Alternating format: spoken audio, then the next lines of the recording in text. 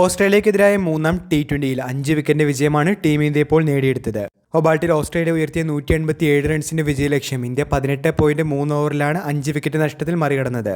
23 പന്തിൽ 49 റൺസുമായി പുറത്താകുന്ന വാഷിംഗ്ടൺ സുന്ദറാണ് ഇന്ത്യയെ വിജയത്തിലേക്ക് നയിച്ചത്. ഇതോടുകൂടി 5 മത്സരങ്ങളുടെ പരമ്പരയിൽ ഇന്ത്യ 1-1 ഒപ്പം എത്തിയിരിക്കുകയാണ്. നേരത്തെ 38 പന്തിൽ 74 റൺസ് നേടിയ ടിം ഡേവിഡിന്റെയും 64 റൺസ് നേടിയ മാർക്കസ് സ്റ്റോയിനിസിന്റെയും ഇന്നിംഗ്സുകളിലാണ് ഓസീസ് മികച്ച സ്കോറിലേക്ക് നീങ്ങിയത്. ഇന്ത്യക്ക് വേണ്ടി അർഷ്ദീപ് സിംഗ് 3 വിക്കറ്റും വരുൺ ചക്രവർത്തി 2 വിക്കറ്റും നേടിയിരുന്നു. മറുപടി ബാറ്റിംഗിൽ ഭേദപ്പെട്ട തുടക്കമായിരുന്നു ടീം ഇന്ത്യക്ക്. ഒന്നാം വിക്കറ്റ് പാർട്ണർഷിപ്പിൽ 33 റൺസാണ് ഉണ്ടായിരുന്നത്. അഭിഷേകിനെ പുറത്താക്കി നിത്താൻ എല്ലിസാണ് ടീമിന് ബ്രേക്ക് ത്രൂ നൽകിയത്.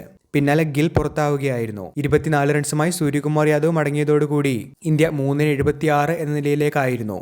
പിന്നീട് അക്സർ പട്ടേലും തിലക് വർമ്മയും ചേർന്ന് ടീം ഇന്ത്യക്ക് ഒരു പാർട്ണർഷിപ്പ് ബിൽഡ് ചെയ്ത് കളിച്ചുവെങ്കിലും ഇരുവരുടെയും വിക്കറ്റുകൾ നഷ്ടമായതോടുകൂടി ഇന്ത്യ ചെറുതായ പരാജയഭീതിയെ നേരിട്ടിരുന്നു. ശേഷം ജിതേഷ് ശർമ്മയെ കൂട്ടുപിടിച്ചുകൊണ്ട് വാഷിംഗ്ടൺ സുന്ദർ ഇന്ത്യയെ വിജയത്തിലേക്ക് നയിക്കുന്ന ഒരു കാഴ്ചയാണ് കണ്ടത്. 4 6ഉം 3 4ഉം ഉൾപ്പെടുന്നതായിരുന്നു വാഷിംഗ്ടൺ സുന്ദറിന്റെ ഇന്നത്തെ ഇന്നിംഗ്സ്. ജയത്തോടുകൂടി പരമ്പരയിൽ ഒപ്പത്തിനൊപ്പം എത്താനായി ടീം ഇന്ത്യക്ക് സാധിച്ചിട്ടുണ്ട്. നമ്മൾ പ്രിവ്യൂ വീഡിയോയിൽ പറഞ്ഞ 2 മാറ്റങ്ങളുമായാണ് ഇന്ത്യ ഇന്ന് കളിക്കാനായി എത്തിയിരുന്നത്. മലയാളി താരം സഞ്ജു സാംസണിന് പകരം ജിതേഷ് ശർമ്മ ടീമിലേക്ക് എത്തിയപ്പോൾ ഹർഷിത് റാണയ്ക്ക് പകരം അർഷ്ദീപ് സിംഗിനെയാണ് ഇന്ന് ടീം പരിഗണിച്ചത്.